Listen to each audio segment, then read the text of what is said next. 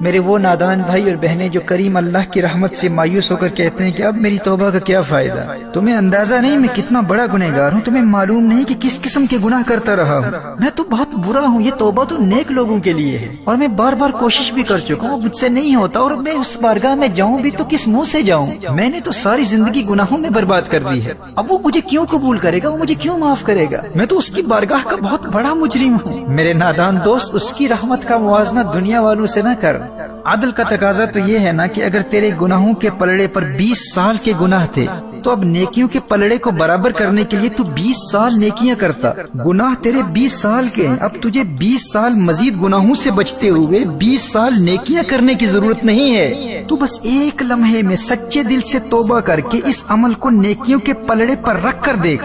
تیرا کریم رب تیری ایک لمحہ کی توبہ کے ذریعے تیرے ترازو پر گناہوں کے پلڑے سے 20 سال کے گناہوں کو غائب کر دے گا۔ تو نے 40 سال گناہ کیے، اب ان گناہوں کو مٹانے کے لیے 40 سال نیکیوں کی ضرورت نہیں، تیرا کریم اللہ ایک لمحے کی توبہ سے 40 سال کے گناہوں کو تیرے نامہ اعمال سے مٹا دے گا، اور ایسا مٹائے گا کہ نبی کریم صلی اللہ تعالی علیہ وآلہ وسلم نے ارشاد فرمایا، جب بندہ توبہ کرتا ہے تو اللہ تعالیٰ اس کی توبہ قبول کرتا ہے، اور جن محافظ فرشتوں نے اس کے گناہ لکھے ہوتے ہیں اللہ انہیں اس کے تمام گناہ بھلا دیتا ہے، فرشتے سارے گناہ بھول جاتے ہیں، اور زمین کے جس مقام پر اور آسمان کے نیچے جس جگہ اس نے وہ گناہ کیے تھے اللہ اس جگہ کو بھی اس کے گناہ بھلا دیتا ہے، تاکہ یہ بندہ قیامت میں اس طرح آئے کہ مخلوق میں اس کے خلاف ایک بھی گواہ نہ ہو۔ اور سنن ابن ماجہ کی حدیث ہے، میرے آقا صلی اللہ علیہ وآلہ وسلم نے ارشاد فرمایا، التائب من الذنب کمن لا ذنب لہ، گناہوں سے توبہ کرنے والا ایسا ہے جیسے اس نے کبھی کوئی گناہ کیا ہی نہ ہو۔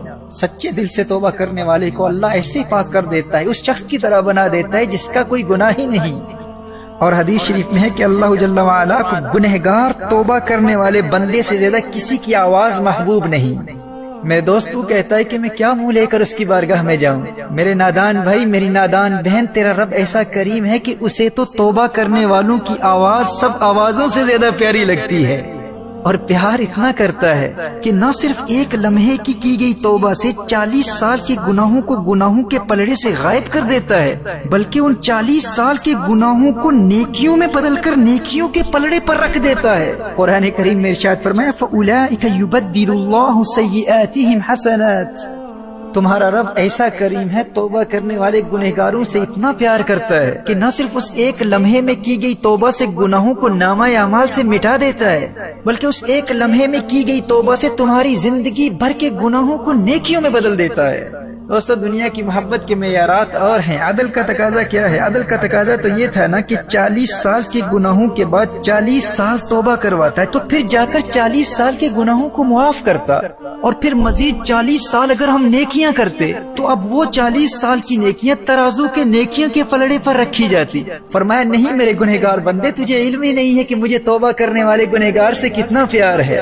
تو نے 40 سال مجھے ناراض کیا، 40 سال میری نافرمانی کرتا رہا، 40 سال گناہ کرتا رہا، اب بس ایک لمحے میں توبہ کر لے، میں تجھ سے اتنا پیار کرتا ہوں، اب نہ صرف وہ 40 سال کی گناہوں کے پلڑے سے غائب کر دوں گا، بلکہ انہی 40 سال کے گناہوں کو اٹھا کر نیکیوں کے پلڑے پر رکھ دوں گا۔